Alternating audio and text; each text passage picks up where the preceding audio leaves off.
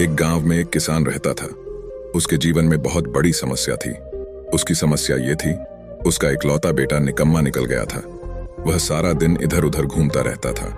वह एक पैसे का भी काम नहीं करता था। इस बात से परेशान होकर किसान ने उसे सबक सिखाने की सोची।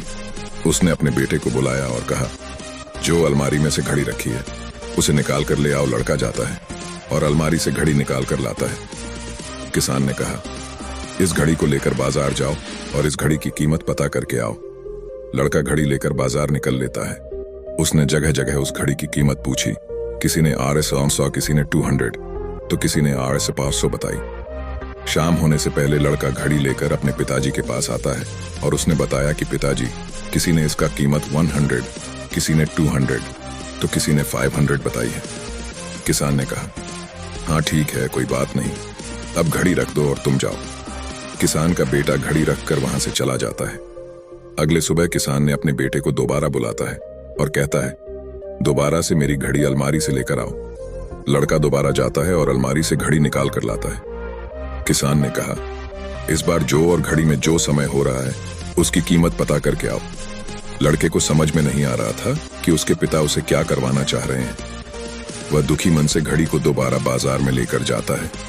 इस बार तो लोग उस पर हंसने लगते हैं और कुछ लोग तो उसे पागल भी कहने लगते हैं। लोगों ने कहा, अजीब लड़का है, कभी घड़ी की कीमत पूछता है तो कभी घड़ी की समय की कीमत। शायद इसकी मानसिक स्थिति ठीक नहीं है, ये पागल होने वाला है।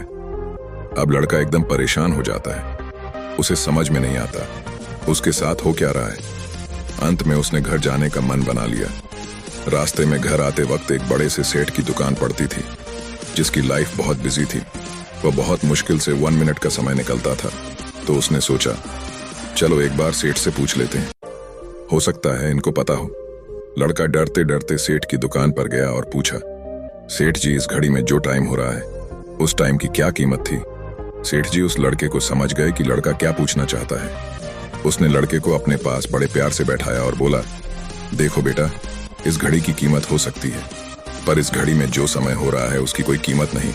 तुम दुनिया की सारी दौलत देकर अपनी 1 सेकंड पीछे नहीं जा सकते हो। अब लड़के को पूरी तरह से समझ आ गया था कि मेरे पिता मुझे क्या बताना चाह रहे थे।